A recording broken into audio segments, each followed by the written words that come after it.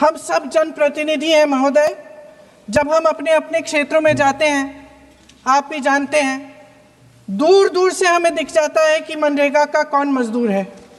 सबसे गरीब होता है, चेहरे पे झुर्रियाँ होती हैं, हाथ मिलाए तो सर हाथ पत्थरों की तरह।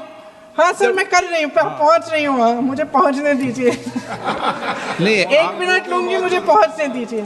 सर उनके हाथ पत्थरों की तरह कठोर होते हैं क्योंकि इतनी मजदूरी करते हैं। तो सर मेरा जो इस बिल पर ऑब्जेक्शन है, सर ये जो कानून है इसके तहत हमारे गरीब भाई बहनों को जो रोजगार की कानूनी गारंटी मिलती है, जो अधिकार मिलता है, वह इस योजना में मांग के आधार पर संचालित होता है। मतलब जहाँ जहाँ रोजगार की मांग है वहाँ इस योजना द्वारा 100 दिनों का रोजगार अनिवार्य है, देना अनिवार्य है। इसके साथ साथ केंद्र से इसके लिए जो पूंजी जाती है वो भी मांग पर आधारित होती है। यानी कि इस योजना के लिए जितने पैसे जहाँ भेजने हैं, कितने भेजने हैं, वह ज़मीनी परिस्थितियों पर आधारित होता है और मांग के आधार पर निर्धारित होता है।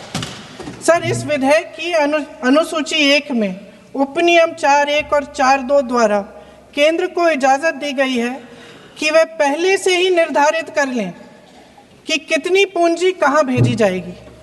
इससे संविधान के 73वें संविधान संशोधन को नज़रअंदाज किया जा रहा है।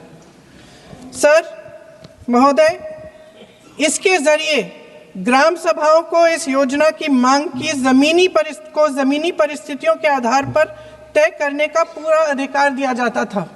आज वो अधिकार कमज़ोर किया जा रहा है। सर आखिर बात है, 1 मिनट, जब आप इस पे पूरी डिटेल चर्चा हो तो आप डिटेल बोलना। इस पे आपकी पार्टी शुरुआत है सर, अभी ये शुरुआत है। सर जो हमारे संविधान की जो मूल भावना है कि हर एक व्यक्ति के हाथों में शक्ति होनी चाहिए, वही मूल भावना पंचायती राज में है और उस मूल भावना के विरोध है ये जो अधिनियम जो ये विधेयक आ रहा है। सर इस विधेयक के जो प्रबंधन है जिससे रोजगार का जो अधिकार है, कानूनी अधिकार है, वो कमज़ोर हो रहा है, वो हमारे संविधान के विपरीत है। सर ये हमारे इसी सदन ने ये कानून बनाया और इसी सदन ने ये अधिकार जनता को दिया है। ओके। सर एक और है सर, महात्मा गांधी मनरेगा में 90% अनुदान केंद्र से आता था। इस विधेयक द्वारा ज़्यादातर प्रदेशों में अब 60% आएगा, इसको घटाया गया है। ओके। सर इससे प्रदेशों की अर्थव्यवस्था पर बहुत भार होगी और खास तौर से ये वे प्रदेश जिनकी अर्थव्यवस्था पहले से ही केंद्र की ओर से जीएसटी के बकाये के इंतजार में है। ओके माननीय सदस्य, हो गया सर इस विधेयक द्वारा केंद्र का नियंत्रण बढ़ाया जा रहा है और जिम्मेदारी घटाई जा रही है। सर जो 100 दिन का अधिकार आपने 125 करने की बात की है, लेकिन इसमें वेतन की बढ़ोतरी, आपकी जो मजदूरी की बढ़ोतरी है, इसकी कोई बात नहीं है। विशेष रूप से सर आभार व्यक्त करेंगे हमारे यशस्वी प्रधानमंत्री श्री नरेंद्र मोदी जी का और हमारी वित्त मंत्री श्रीमती निर्मला सीतारमण जी का, जिन्होंने एक ऐसे योजना का, एक ऐसे कानून का निर्माण किया है जो आम आदमी के आय के अधिकार के हित में है, आम आदमी के लिए एक सुरक्षा कवच के तरह ये यहाँ पे अभी आया है।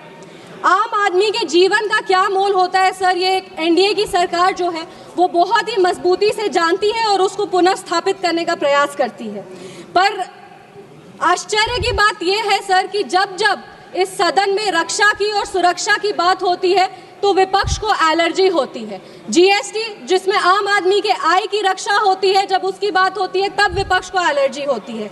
अगर हम बात करें बिहार में महिलाओं की आर्थिक स्थिति को मजबूत करने की बात होती है, उनके आय की रक्षा की बात होती है, तब विपक्ष को एलर्जी होती है। अगर हम बात करें ऑपरेशन सिंदूर का, जिससे हम अपनी सीमा को सुरक्षित रखते, सीमाओं की रक्षा की बात होती है, तब उनको एलर्जी होती है। और अगर हम बात करें एसआईआर का, जो लोकतांत्रिक अधिकार को मजबूत करता है उसकी बात होती है, तब भी विपक्ष को एलर्जी है। तो समझ में नहीं आता है सर कि इनको रक्षा से एलर्जी है, लोकतांत्रिक अधिकार से एलर्जी है कि सुरक्षा से एलर्जी है। इनको सरकार से दिक्कत है, इनको आम आदमी से दिक्कत है, या इनको किसी गरीब से दिक्कत है। जब भी गरीबों के हित की बात होती है, दलित वंचित शोषित वर्ग के हित की बात होती है, तब हमेशा ये कुछ ना कुछ करके इसका विरोध करते हैं। सर, ये विधेयक जो है वो पुनर्स्थापित करता है कि जितनी गंभीर सरकार विकसित भारत एट 2047 के लिए है, उतनी ही गंभीर वो सुरक्षा बीमा हर एक इंसान को पहुंचे 2047 तक, उसके लिए भी है। हमारे सरकार की आधारशिला जो है, जो विचारधारा है, वो है रिफॉर्म, परफॉर्म और ट्रांसफॉर्म। और उसके तहत पिछले 10 साल से जो भी सुधार हुए हैं बीमा के क्षेत्र में, उसको ये विधेयक और मजबूत करता है। उसके लिए मेरे पास कुछ आंकड़े हैं। प्रधानमंत्री जीवन ज्योति बीमा योजना के तहत मार्च 2025 तक लगभग 23 करोड़ लोग शामिल हो चुके हैं और 9 लाख से अधिक परिवारों को लगभग 18,102 करोड़ रुपए के 102 करोड़ रुपए का क्लेम दिया गया है। अगर हम प्रधानमंत्री सुरक्षा बीमा योजना की बात करें तो इसमें लगभग 50 करोड़ नामांकन हुए हैं, जिसमें 23.5 करोड़ महिलाएं हैं।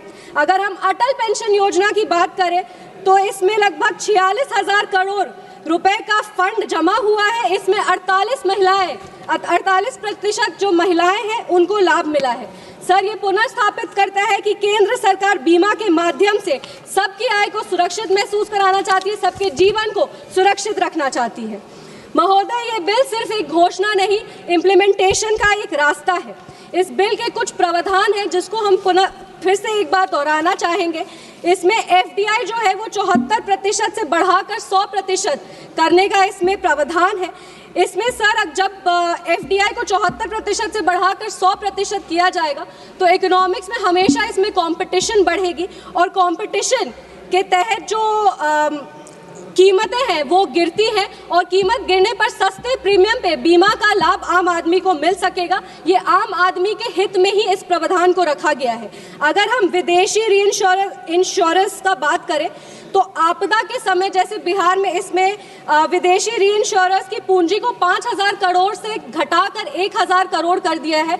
इसमें आपदा के समय जैसे बिहार में बाढ़ आता है, ऐसे में जो छोटी छोटी बीमा कंपनियां हैं वो डूबने लगती हैं। विदेशी कंपनीज जब आएंगे तो इसमें रिस्क जो है वो बढ़ जाएगा और आपदा के समय किसान और आम आदमी का क्लेम जो है वो नहीं कटेगा। LIC को आज़ादी मिलेगी, इसमें आम आदमी तो LIC से बेहतर लाभ मिल पाएगा। और क्लॉज 50 इसमें हम हाईलाइट करना चाहेंगे सर, क्लॉज 50 के तहत इस कानून की जो भाषा है उसको जेंडर न्यूट्रल भी किया जा रहा है। स्त्री और पुरुष का जो भेद है उसको कम किया जाएगा, सामाजिक न्याय को पुनर्स्थापित किया जाएगा। कीजिए मैम। बस मेरे 2 सुझाव हैं सर।